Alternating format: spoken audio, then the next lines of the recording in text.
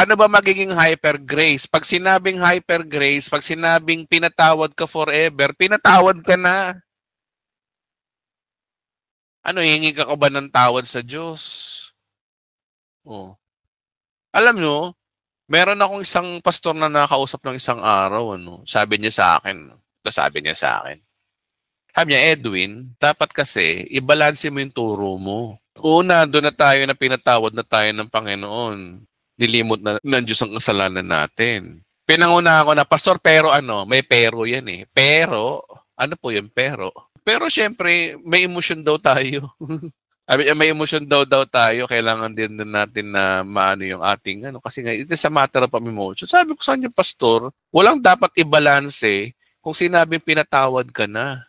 Kasi pag sinabing pinatawad ka na, may ginawa nga sa krus si Kristo eh. So ano magiging response mo ron? Ang response mo ron, pagkatiwalaan mo yun. Pag sinabing you are forgiven, pagkatiwalaan mo na pinatawad na. Saan ba nakakita ng pananampalataya na sabi mo pinatawad ka na ni Kristo pero hingi ka pa rin ng hingi ng tawad? That is not hyper grace. Hyper talaga as in pinatawad ka na. Eh problema kasi sa ating mga tao, likas sa atin na kapag tayo nagkakasala sa kapwa natin tao, kailangan mong humingi ng tawad. Eh iba ang Diyos eh. Ang Diyos, iba ang Diyos. In advance pinatawad ka na niya sa magitan ng kanyang anak. Kaya nga namatay si Kristo sa krus eh. Para yun na magdidikta na no need to say sorry na. Just believe and you will be forgiven. Yun na lang yung pangako na lang ni Kristo eh. Pinatawad na tayo. At hindi ko na ipapakita yung mga verses na to, no? Paulit-ulit lang tayo sa channel na to eh. Yung mga magko-comment dyan sa YouTube, bago kayo mag-comment, alamin nyo muna yung turo namin dito. Biblical po yan, 5 yan. Biblical, sobrang biblical. Ayoko na pong isa eh, napakahaba. Oh, basta panoorin nyo na lang yung mga live ko dito. May mga verses yan at hindi lang basta verses, talagang nasa context. Okay, pinatawad ka na, ba't ka pa hingi na sorry? Ang inais ni Kristo, hindi yung kapakumbabaan mo. Ang nais ni Kristo, yung pananampalataya mo. Oo nga, kapakumbabaan, humingi ka ng tawad. Pero it is not necessary kay Kristo. Siya na nga ang nagpakumbaba eh. Bakit kailangan mo pa magpakumbaba? Ang magagawa mo lang lamang is magpasalamat. Kaya nga sa mga Kristiyano talaga, sa buhay Kristiyano talaga, no, ang payo ni Pablo, pag nananalangin tayo, may pasasalamat. Yun ang dahilan kung bakit tayo kailangan na manalangin na may pasasalamat. Kasi may ginawa na nga. Eh problema, hindi alam ng mga pastor na to na may ginawa na si Kristo sa atin.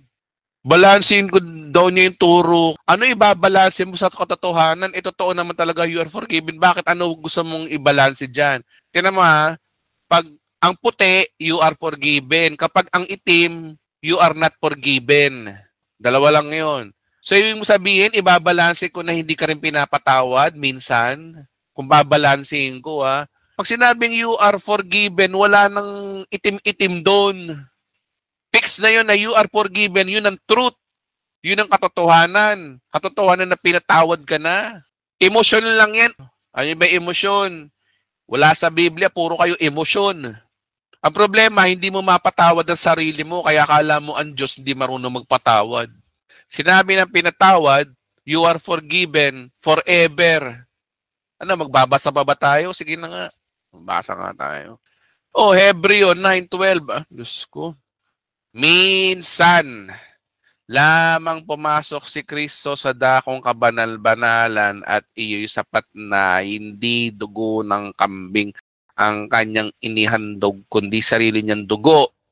Yung dugo pa lang yun ay sumisimbolo ng kapagpapatawad ng ating kasalanan. Ano purpose? Para mapatawad tayo sa ating mga kasalanan. Past present lang. Yung ba sinabi? Upang mapatawad tayo sa ating mga kasalanan nung nakaraan. Hindi sinabi rito, magpakailanman.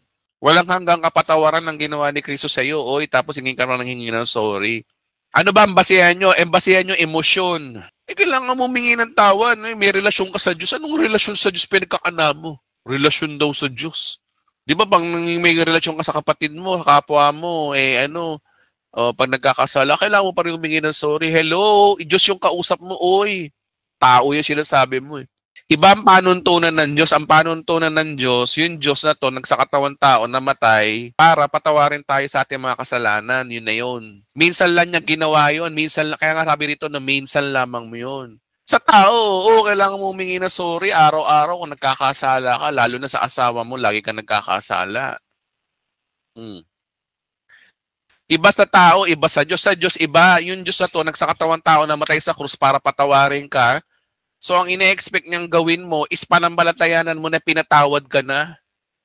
Oh, hyper grace talaga. Hyper talaga ang grace.